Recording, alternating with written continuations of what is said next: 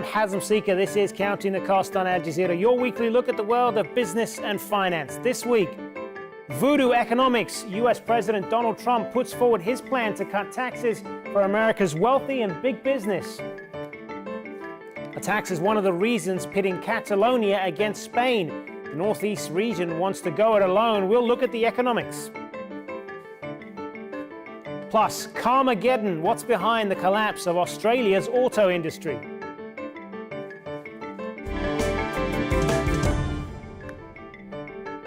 So billionaire US President Donald Trump wants to reform the US tax system, but his plan looks more like tax cuts for America's wealthiest and some of the world's biggest corporations. Although it's yet to be fleshed out, it is based on the idea that the cuts will pay for themselves with the economic growth they generate in the years to come. Yet in the history of US tax cuts, that has never happened. They call it supply-side economics. It's been done before, and George H.W. Bush famously called it voodoo economics. It's likely to push up the deficit, and opponents say it'll deprive the government of money to spend on things like healthcare or social programs. Well, the Tax Policy Center calls it a giveaway for the rich. Those who earn more than $400,000 a year get rates chopped from more than 39% to 35%. And Trump wants to slash tax for big business from 35% currently to 20%. Wall Street analysts say it could mean companies see a double-digit boost in profits. The tax code for business is in need of reform. Currently, it's full of loopholes. The Institute on Taxation and Economic Policy says up to 73% of Fortune 500 companies have at least one subsidiary in a tax haven. But Trump is likely to set very low tax rates to get companies to bring home offshore profits. Again, analysts say not enough reform here and another windfall for companies like Apple. Meanwhile, tax disputes are brewing across the Atlantic over the way big US tech companies are taxed. The European Commission is trying to figure out how to claw back revenue from Apple. This week it said it will take Ireland to court to force it to recover $15 billion from the iPhone maker. Ireland and Apple dispute the 2016 ruling by the EU. It says the world's most valuable company received illegal state aid. Now, tech giant Amazon is also in the firing line. It's been ordered to pay $294 million to Luxembourg. The European Commission says between 2006 and 2014, Amazon used the country as a haven to avoid European taxes. All right, well, joining me from New York now is tax expert James Henry. James is a senior fellow with Columbia University on sustainable development and a global justice fellow with Yale University. Thanks for being with us. So I want to ask you, first of all, just broadly speaking, is this a tax plan that is going to benefit most Americans, or is it largely going to benefit the wealthy? Well, I think it's pretty clear that this plan was set out by Goldman Sachs. And so, the Gary Cohen, who's the former president of Goldman Sachs, is now Trump's leading economics advisor. The plan calls for a fairly radical change in the corporate income tax to what's called a territorial income tax. Major companies like Apple and Google, which have parked a lot of money in tax havens offshore, about $2 trillion, would be able to bring that back at a very low tax rate. And the rate that Trump has been talking about is a 15 to 20% nominal rate. But nobody pays that now. Most of these big companies have figured out ways to avoid that. So this is a real sort of cash giveaway to major MNCs.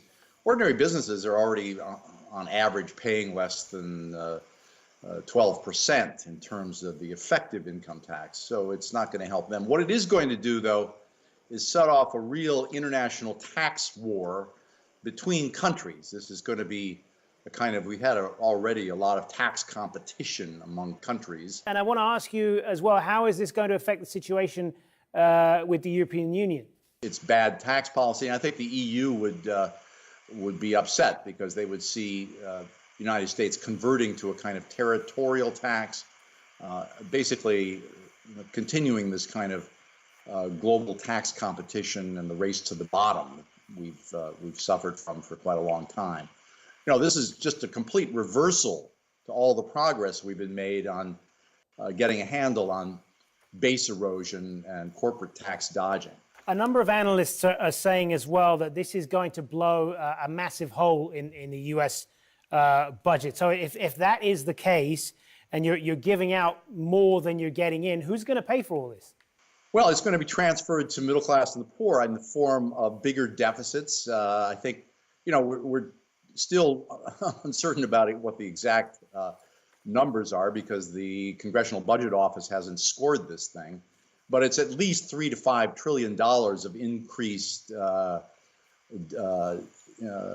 government spending over what the government is taking in, increased deficits. So we're seeing, some Republicans already expressing concern about this. Yesterday, Senator Corker was saying that he couldn't vote for a bill that blew up the deficit this way.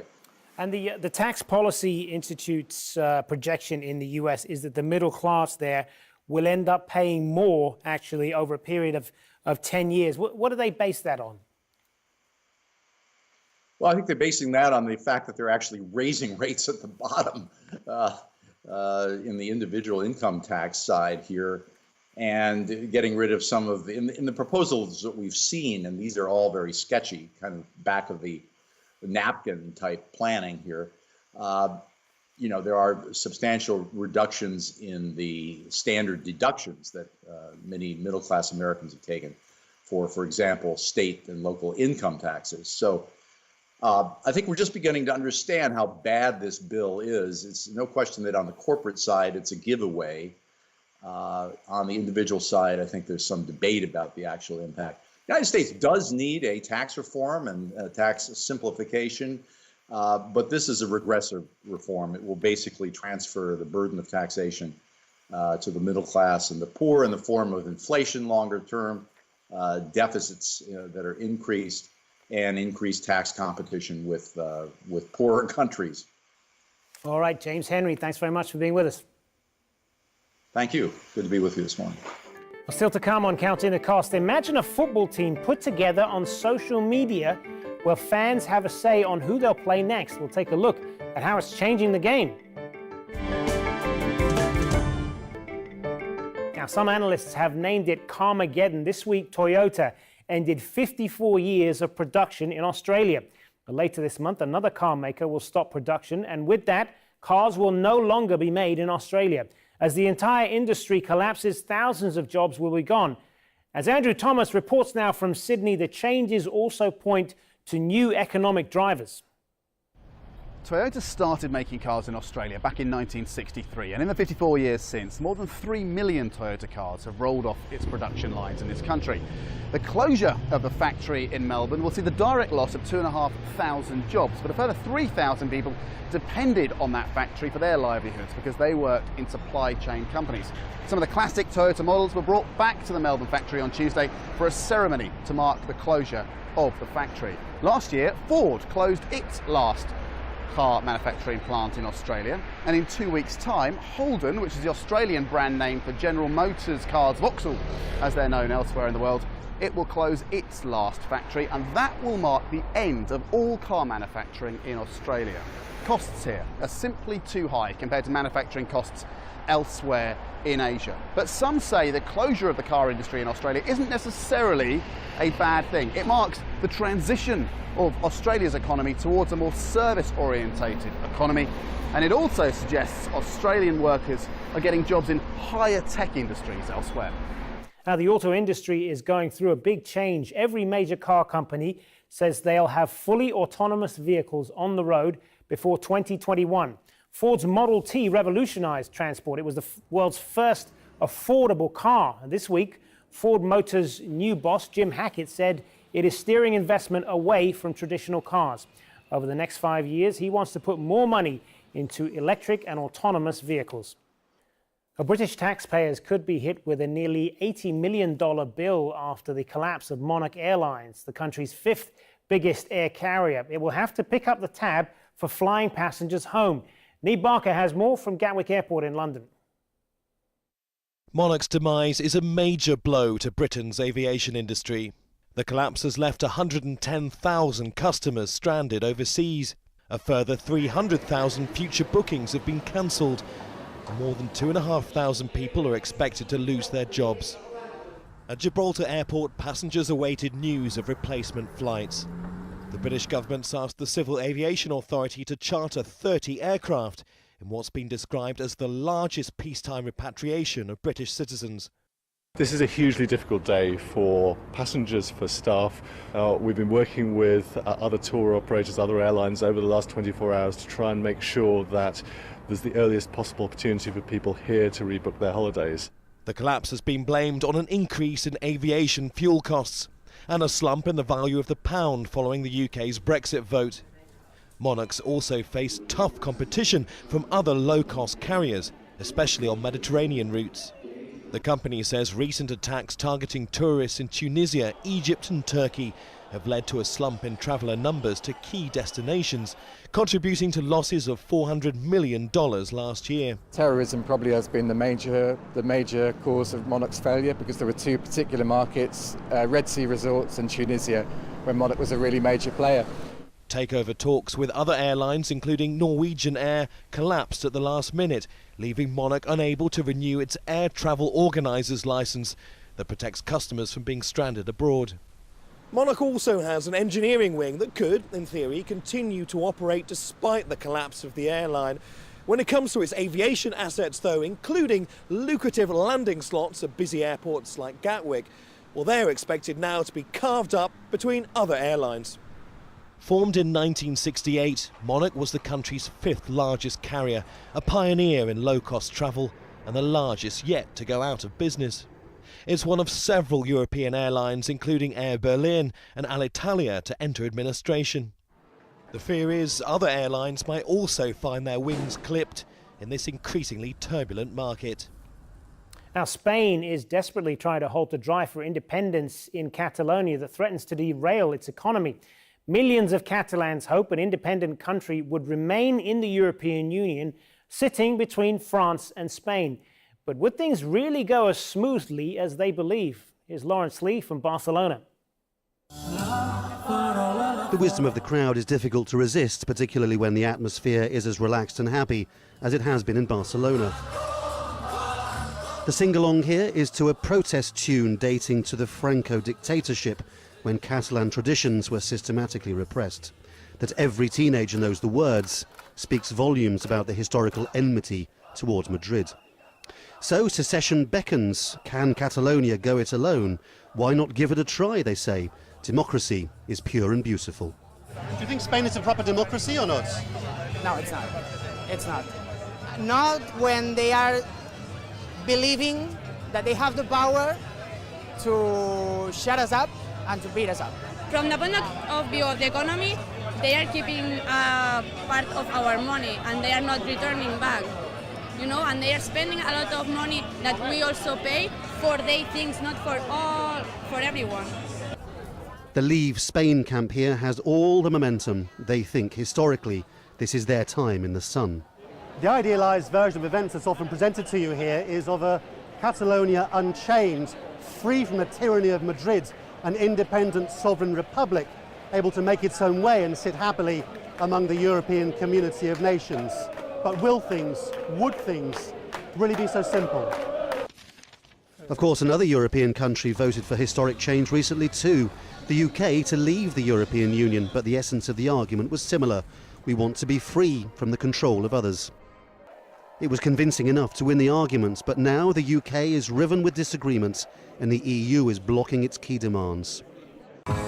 So when you ask pro-independence Catalan MPs how they can possibly stay in the European Union when Spain would veto it, you get answers slightly less inspiring than the mood of the crowd. What happens if Catalonia gets stuck outside the European Union? As long as I would not like this prospect to happen, I could live perfectly several years outside the European institutions. Really? Yeah, sure.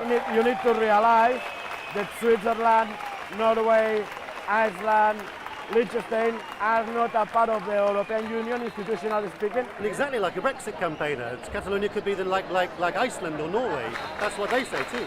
Well, we are not saying this. We are not saying we could be like that one. We are saying those guys have economic arrangements with Europe. All the difficult, comparable questions the UK never asked itself: borders, trade agreements, the rights of Catalans in Spain and Spaniards in Catalonia. Nobody's bothering to ask about any of it. But if they do jump off the cliff to independence, they will have the European Union to deal with. It could be incredibly messy. Catalonia is Spain's most productive region and generates about 20% of the country's GDP and roughly a third of its exports. The region contributes 21% of the country's total taxes, which is reportedly more than it gets back from Madrid. Catalonia also attracts a record amount of investment. It has a significant biotech industry, for example. Nearly a third of all foreign corporations and production facilities represented in Spain are based in Barcelona or its outskirts. Joining us now from Newcastle in the UK is Klaus Wistesen, Chief Eurozone Economist with Pantheon Macroeconomics. Thanks very much for being with us. And now, already as this political impasse rolls on, it's already having economic implications. The shares in the two main regional banks in Catalonia have plummeted. What implications is this going to have for savers there to begin with? Well, I mean, the implications for savers at the moment are not that high, in the sense that just because the share price falls doesn't mean that it means anything. But I think what you refer to is this notion that some banks have said that if Catalonia declares independence, they'll move their headquarters out of the region, because of the fact that Catalonia will find itself being outside the EU and outside the Eurozone. And that certainly has implications potentially for savers, to the extent that they have money in banks that don't move, right? So if you have deposits in a bank in Catalonia, and Catalonia suddenly decides unilaterally to secede from Spain, and you know that bank doesn't have time to move, then yes, it's those deposits will no longer be euros. And what they'll be, I'm not so sure, but they'll certainly be worth less. And is that continued uncertainty about what Catalonia's place would be in Europe and so on, that's having effects on Spain's economy as well, isn't it? Well, it will. I mean, because Catalonia is a wealthy part of Spain, it's a big part of the Spanish economy, it's sort of a locomotive in the Spanish economy. So, you know, the hit would certainly be on both sides. But, you know, we're talking hypotheticals here. I don't think Catalonia is going to take that step. But sure, if they did unilaterally decide to leave, with all the implications that might have in terms of nation building, they get their own currency, they rebuild a banking system, they have their own central bank, things like that, which, I mean, I don't even know that they have any clue about how to do that. But if they did, yeah, sure, it would have implications for the Spanish economy as well. That's for certain. The European economy, even. I want to come back to something that you suggested earlier, which is that you don't believe that things would get to this point. Just explain why you believe that, and what would be the economic calculations in all of that. Well, so my reading of the situation at the moment is that despite sort of what we could call the mainstream media narrative, is that Catalonia has no friends, right? Nobody supports Catalonia. There's no support in the international community for Catalonia. The Spanish majority, the people of Spain, is backing a hard line, in my view, from the government towards Catalonia. This is exactly why the Spanish government is reacting the way it's reacting, by basically saying, look, Catalonian independence won't happen, and why they clamped down on the referendum. And also in the EU's hands are tied. The EU can only say what it's said so far, namely, you know, that there has to be dialogue, no violence. They try to de-escalate the situation, but this idea that the EU is on the Catalonia side here is wrong. I mean, flat out. That I mean, Catalonia is going to call, if they secede, their first call will be to Merkel, Macron, I suspect, but you know, they will find no friend there, I think. And how would you assess the Spanish economy overall? Where is Spain's economy right now? Well, the Spanish economy is doing very well at the moment, in part also because of strong activity in Catalonia, but not only that. So this is very unwelcome from the point of view of the Spanish economy, which is also why I think that the government is being so quote-unquote heavy-handed, both in terms of its political rhetoric and in the way it tried to scupper the referendum over the weekend, because nobody needs this in Spain right now. The Spanish economy is doing all right, and so this idea that Catalonia wants to leave because they think they're paying a little bit too much tax to Madrid, which is please understand, this is a narrative of the situation that I'm giving here. There are other perspectives of this, but I think this perspective is the one that many Spaniards see, and this is why you have this rather strong face-off between the two regions, between Madrid and Catalonia at the moment. All right, Klaus Vistesen, thanks for being with us. Thank you. Thanks for having me. Now, the digital security industry says there are two types of companies, those that have been hacked and those that don't know they've been hacked. This week, web services provider Yahoo admitted that every single Yahoo account in existence in 2013 was hacked. That's 3 billion accounts, 3 times the number it disclosed last year when it reported the largest hack attack in internet history. Yahoo's internet assets have now been bought up by Verizon, and its new owner may face legal action over delays in reporting the security breach. And finally, imagine a football team put together on social media where the fans are the ones who influence who they play next. That's what's happening in the UK. And as Sarah Khairat found out, millions of fans can translate into millions in the bank. Their first ever game was managed by one of English football's biggest names, Rio Ferdinand. I want you to each go around the change room and put your name. But this isn't a Premier League team. This is Rebel FC. Let's go! A love of football is what unites this alliance of social media influencers, YouTubers and vloggers. The grassroots movement mixes football with entertainment.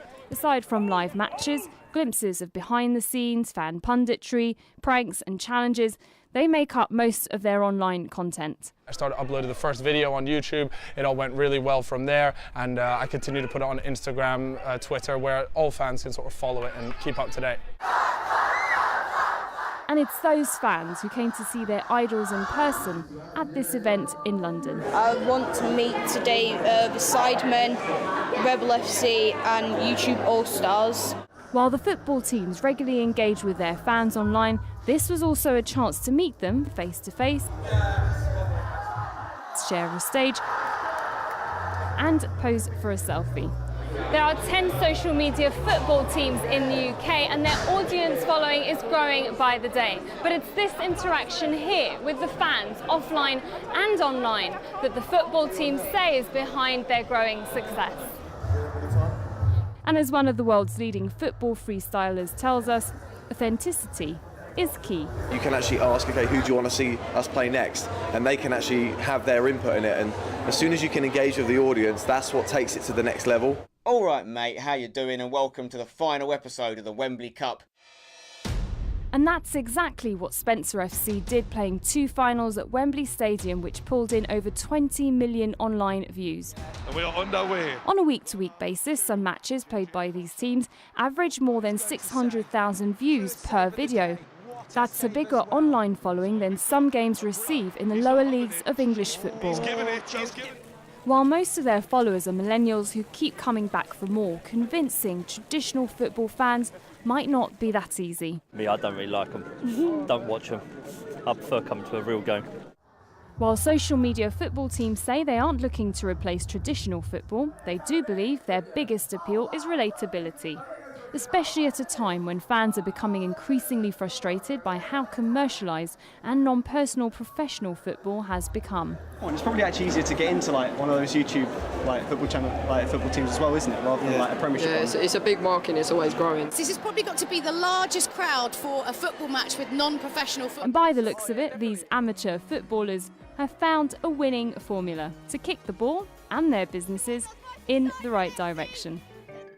That's our show for this week. Get in touch with us by tweeting me at @HazimSeeker and use the hashtag AJCTC when you do, or drop us an email. Countingthecost@aljazeera.net is our address. There's more for you online at aljazeera.com/CTC. That'll take you straight to our page, which has individual reports, links, and entire episodes for you to catch up on. So that's it for this edition of Counting the Cost. I'm Hazim Seeker from the whole team. Thanks for joining us. The news on Al Jazeera is next.